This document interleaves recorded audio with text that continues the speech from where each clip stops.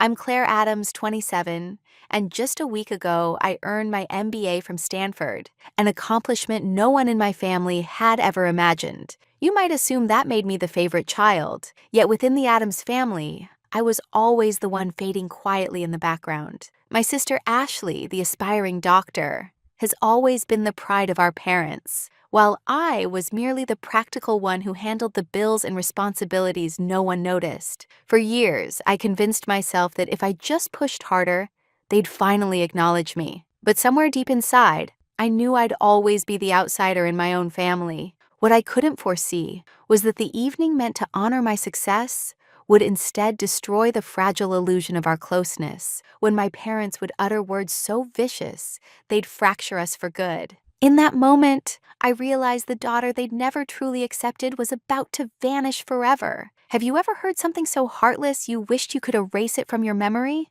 especially on a day meant to lift you up? If my story resonates, maybe sharing it will help someone else rediscover their own worth. We gathered at Delmonico's, one of the most elegant spots in Seattle. Crisp white tablecloths, golden chandeliers, and the soft murmur of wealth all around. I had booked the private room myself, covering every meal, every bottle, every last detail. It wasn't about showing off. After years of side jobs, student loans, and relentless effort, I simply wanted one evening to celebrate something I had truly earned. I welcomed each guest with a polite smile that never fully reached my eyes.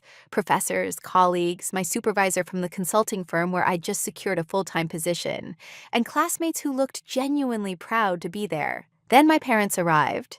Susan and Robert Adams, stylishly late as usual, perfectly dressed and composed, as if the celebration were theirs instead of mine. They carried no flowers, not even a simple card. Ashley wasn't there either. She was supposedly working a hospital shift, though I suspected she just didn't feel like attending an event that wasn't about her. I made the introductions, watching as my parents exchanged handshakes and polite smiles. Compliments flowed, the kind I had secretly wished they'd hear one day. One of my professors smiled and said, "You must be incredibly proud of Claire. A Stanford MBA is no easy accomplishment." My mother gave a small, airy laugh and replied, "We're proud of both our girls, but Ashley, our youngest, she's in med school now, pulling long hours in the ER, saving lives. That's what truly matters." Silence followed. You could almost hear the cutlery pause midair. My grin stayed fixed, rigid and practiced, like it had been fastened there just to survive the moment. A few minutes later, my manager rose to give a toast. He spoke about my determination, how I'd guided our intern team and kept everything afloat when deadlines loomed. "Claire is among the most capable young consultants I've ever worked with," he said proudly. "She's destined for great things." The applause that followed was warm and genuine. I turned toward my parents, hoping for even a flicker of pride in their eyes. My father let out a light laugh.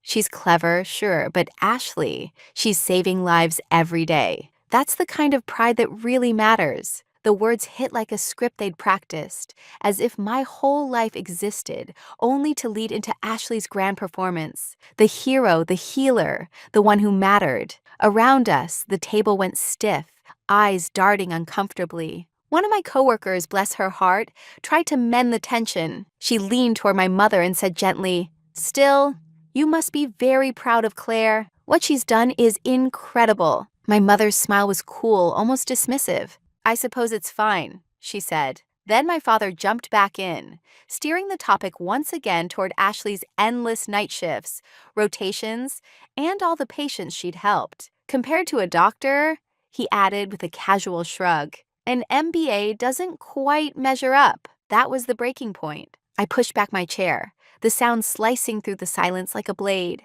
Every conversation died. My voice came out steady, stronger than I expected. "Do you have any idea what it took for me to get here? How many nights I went without sleep? How many hours I worked while studying so I wouldn't cost you a cent?" My mother's lips pressed tightly together, a wall of quiet disapproval. My father looked at me like I was causing a spectacle. I paid Ashley's tuition. I sent money when the power was cut off. I went without so this family could survive. And still, I'm dismissed as just the one behind a desk? The air grew dense. Every breath in the room seemed to stop.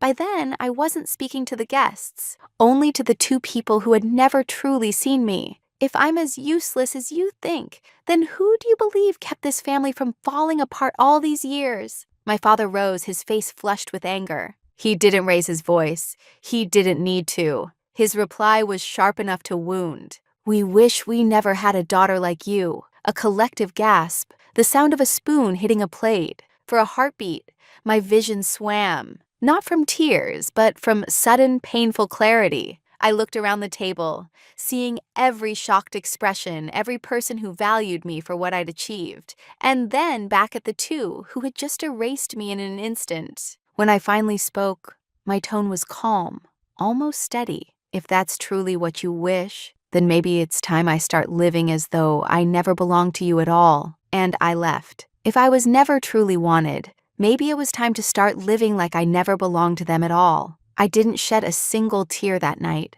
not when I stepped out of the restaurant, not when my heels echoed on the wet Seattle pavement beneath a soft drizzle that felt almost familiar, not even when I made it home, slipped off my shoes, and sat in the quiet darkness of my apartment. But the next morning, when I unlocked my phone and saw 11 missed calls from my parents and a single message that said, "You embarrassed us. I hope you're proud of yourself," that's when something inside me gave way. It wasn't sadness that hit me. It was sheer fatigue, because this wasn't some isolated moment. It was just the latest scene in a lifelong pattern I'd finally stopped pretending was normal. I wasn't surprised anymore. I was simply finished. All through my childhood, I was the quiet girl who faded into the background, while Ashley sparkled under every spotlight. We were only 2 years apart, yet it often felt like decades of distance in how we were loved. Ashley had piano recitals, ribbons for participation,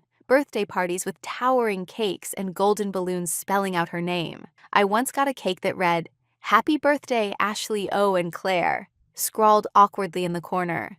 A punchline that became a family favorite. They laughed. I didn't, but I smiled like I always did. I learned young that success only counted if it matched what they valued. When I brought home the first place certificate from the regional math competition, glowing with pride, I truly thought it might finally mean something. Mom didn't even glance up from the laundry basket. "That's nice," she said casually, "but Ashley's volunteering at the hospital." That phrase, real impact, was their mantra. It echoed through every conversation, every comparison. Apparently, nothing truly mattered unless it came with a stethoscope. Still, I didn't quit. I kept pushing, believing that if I achieved enough one day, they'd finally say what I'd spent my whole life waiting to hear. "We're proud of you, Claire." So I kept grinding. Through college, juggling 3 jobs at once. I opened the coffee shop at dawn, scrubbed offices after evening classes, and spent weekends tutoring kids from the neighborhood. Every paycheck disappeared, toward household bills, toward Ashley's endless med school expenses. No one ever asked how I managed it. They just accepted the help, as if it were owed. Michael used to tease that I was the only person who could balance a family budget faster than I could recognize my own worth.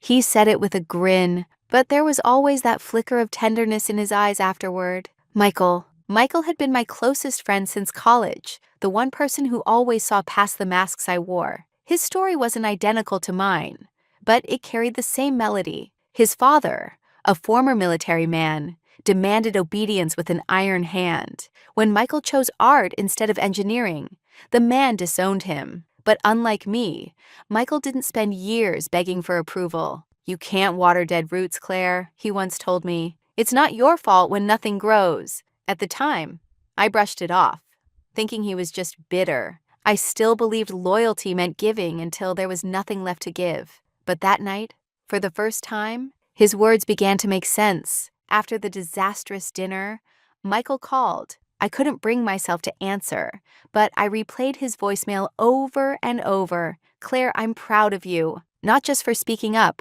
but for finally walking away. Call me when you're ready to breathe again." I wasn't ready yet. Not completely, but something inside me had begun to shift. For years, I'd clung to this fragile hope that if I stayed quiet and worked harder, my parents would finally turn toward me and see me. That hope had been my lifeline. But now, I was beginning to realize that maybe freedom comes only when you stop begging for love from people who will never give it. When I left my old apartment, I didn't take much, just the basics.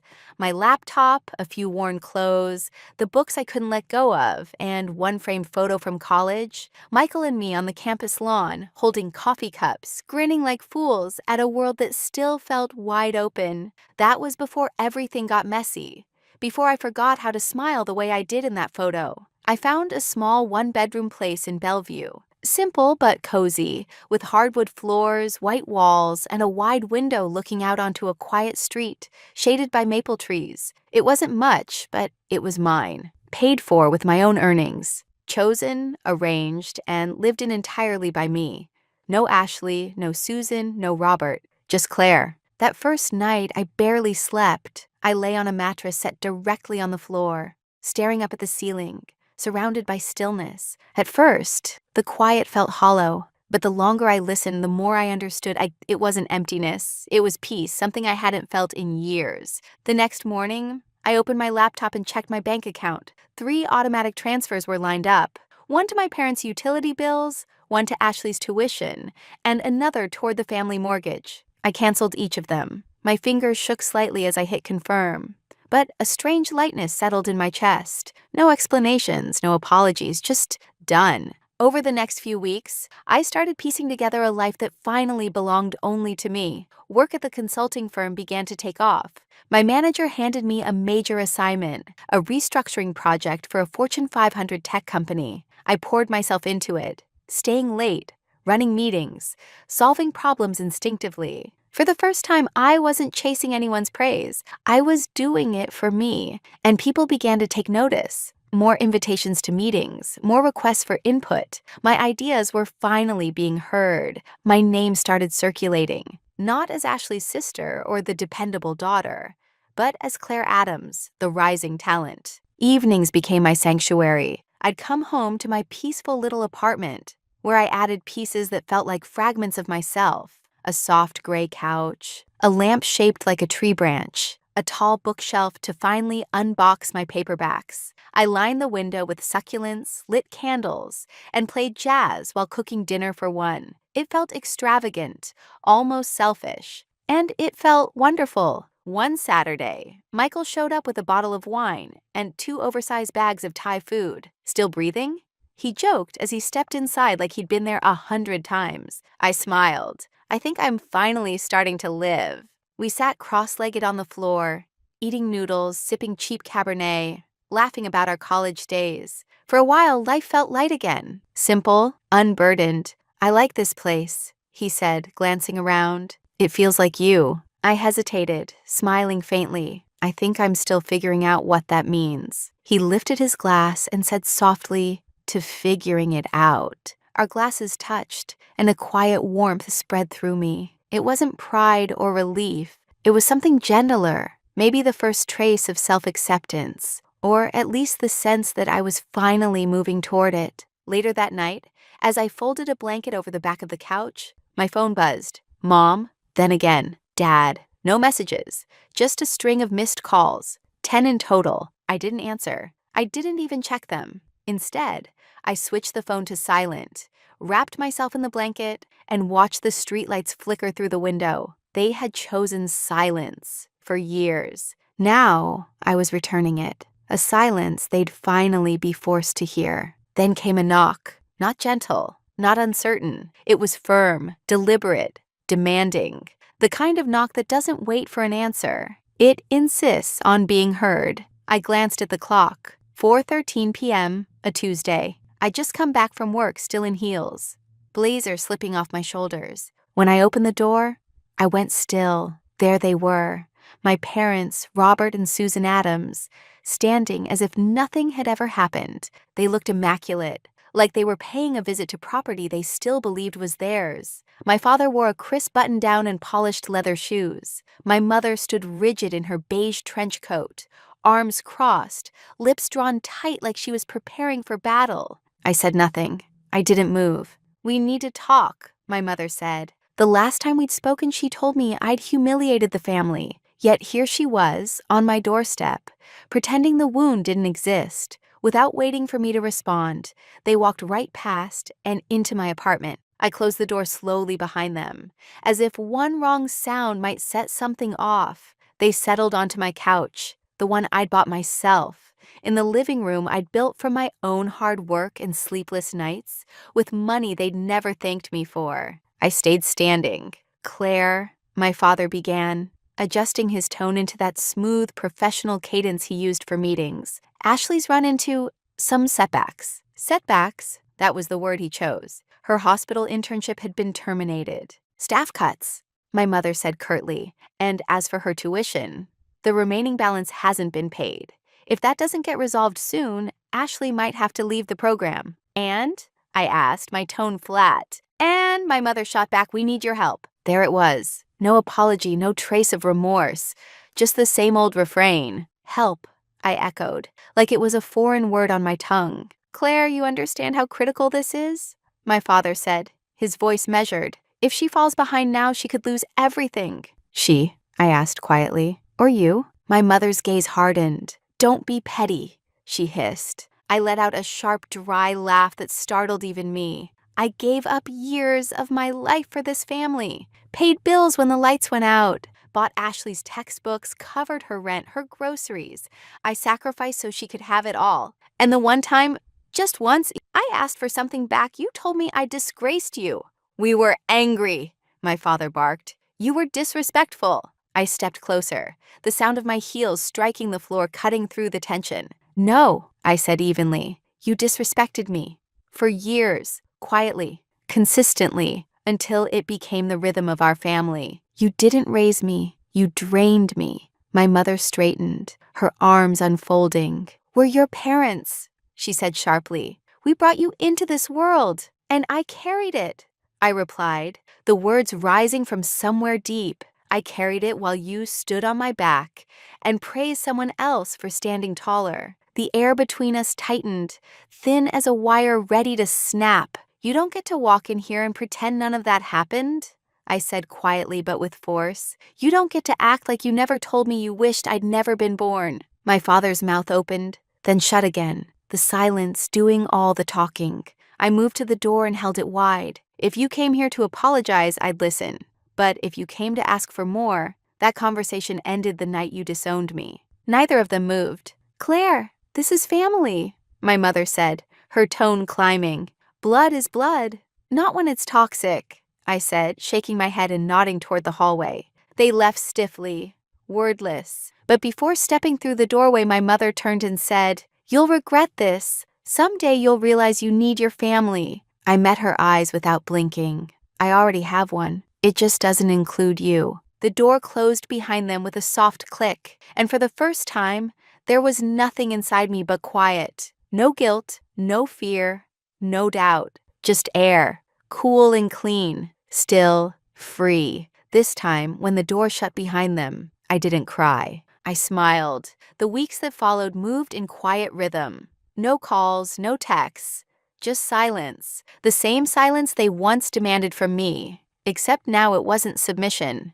it was strength. It wasn't the silence of someone shrinking. It was the calm of someone who had finally found her own voice in the quiet. At work, I poured myself into everything. I led meetings with a confidence that felt unfamiliar at first, like wearing someone else's jacket, until I realized it had always been tailored for me. People listened when I spoke. Clients began asking for me by name. Then came the big assignment. A multi-million-dollar restructuring for a tech giant out of Redmond, the kind of project that defines a young consultant's career. My manager handed it to me without hesitation. "You've earned this," he said. "Don't look back." And I didn't. For 6 weeks, I lived and breathed that project. Strategy sessions, late-night slide decks, pivot tables spinning across the screen until my eyes stung. But it didn't feel like burnout this time. It felt like purpose. Sharp, alive, mine. At night, I came home to an apartment that finally felt complete. The gray couch scattered with soft pillows. Shelves neatly stacked with books I'd once kept boxed away. Candles glowing faintly in the corners, filling the room with quiet warmth. It wasn't the house I grew up in. It was the home I'd built for myself, one emotional brick at a time. Michael stopped by often. Sometimes we didn't even talk, just shared leftovers in comfortable silence. Other nights, we played old records and argued about our college playlists. "You're different," he said once, leaning back on my couch, glass of red wine in hand. I looked at him, curious. "Different? How?" "You seem whole," he said softly, like you finally stopped waiting for someone to choose you. I didn't answer. I didn't have to. The steady warmth rising in my chest spoke for me. Then came the article. Our project had exceeded every forecast. The client renewed, doubled their investment, and credited our team's strategy publicly. And there it was, my name, bold and unmistakable front and center. A local business magazine reached out for an interview. I said yes, though a part of me hesitated. I wasn't accustomed to being visible, but during the interview, I told the truth, not just about the project's success, but about the road that led me there. Without pointing fingers, I spoke about what it means to grow up unseen, to chase validation that never comes, and to finally stop needing it. The article was titled Rising Star, Claire Adams on Leading Through Resilience. It spread fast. First hundreds of likes, then thousands. My inbox filled with messages from strangers who said my words felt like their own. People confessing that they cried reading them. One sentence kept getting shared over and over. "You don't have to earn love from people who use it as a weapon." Michael texted me a screenshot circling that line. "Damn, Claire," he wrote. "You started a quiet revolution." But not everyone stayed quiet. Emails began flooding in from my parents. Clipped, angry, seething. "You've humiliated this family. How dare you speak about us in public? Ashley's struggling and you're out there showing off." I didn't answer. They shifted from guilt to accusation, and finally, back to silence. And I stayed still. For once, I didn't feel compelled to defend, explain, or repair. I let it shatter. And this time, I didn't rush to pick up the pieces. And somehow, when everything else had fallen apart, I hadn't. One evening, I stood before my floor-to-ceiling window, a glass of wine in hand, watching the Seattle skyline glitter, as if it were quietly rooting for me. I thought of that younger version of myself, the one who used to send half her paycheck home, waiting for gratitude that never came. I remembered that dinner, that single cruel sentence, "We wish we never had a daughter like you." And then it hit me. I used to believe silence meant surrender. Now I understood. Silence could be strength. The celebration I threw wasn't extravagant. It was small on purpose. No upscale venue. No obligatory guest list filled with names I barely recognized. Just a handful of close friends. Colleagues who'd stood by me when life unraveled. And Michael, naturally, who arrived with 2 bottles of wine and a ridiculously large cheese board he insisted on arranging himself. It wasn't a party for achievement. It was a toast to endurance. I had just signed a leadership contract with the firm. Not something gifted to me, but a position I'd earned and negotiated entirely on my own. No one else's influence shadowed it. No strings tugged from behind. The apartment glowed in warm amber light. Soft jazz and indie tracks filled the background. Beyond the windows, Puget Sound shimmered under the night sky, the city pulsing gently, alive. Laughter rippled through the room. Someone raised a glass in my honor, and I laughed too. Not the practiced polite sound I'd once used to fill silence, but a genuine, unrestrained laugh, the kind that feels like breathing again. No one brought up Ashley. No one mentioned my parents. No one gave me that look of sympathy I'd grown used to. What I saw instead was pride and something softer, something that finally felt like love. Michael tapped his glass against mine and smiled. "Look around you," he said, gesturing toward the laughter and light. "This is the family you built, Claire." I nodded, the truth of it sinking in. "Yeah," I said quietly, "the kind that chose me too." Later, when everyone had gone, I stepped out onto the balcony. The air from the bay was brisk, clean, brushing through my hair like it was clearing away what was left of the past. Below, Seattle's lights shimmered like scattered stars. I finished the last sip of my wine and let myself breathe. I thought of all the unseen sacrifices, the years I kept giving until there was nothing left to give. I thought of that dinner, of those words I'll never unhear. But then I remembered the first time I stood up for myself, the first night I slept here, alone but safe, The first time someone told me they were proud of me and meant it. And it hit me. Maybe we don't get to choose the family we're born into, but we do get to decide which parts of that story stay with us and which ones we finally set down. Maybe love that demands proof isn't love at all. Maybe real freedom is learning to stop needing what was never freely offered. From inside, my phone began to buzz. Another message, this time from someone I didn't know, a stranger who'd read the article, found me through the noise, and wrote, "Your story helped me finally walk away from the pain I thought I had to accept." I smiled. I wasn't alone anymore, and neither were they. I stepped back inside and turned off the lights. The room still held the warmth of laughter, the faint scent of wine and candles lingering in the air. I'd spent years pleading for acknowledgement. Now I was finished pleading. I was creating, I was choosing. And for the first time, I knew exactly who I was. Not a daughter to be managed. Not a fallback plan. Not an invisible thread holding others together. Just me. Whole. Enough. Free. I may not be the daughter they wanted, but I am, at last, my own.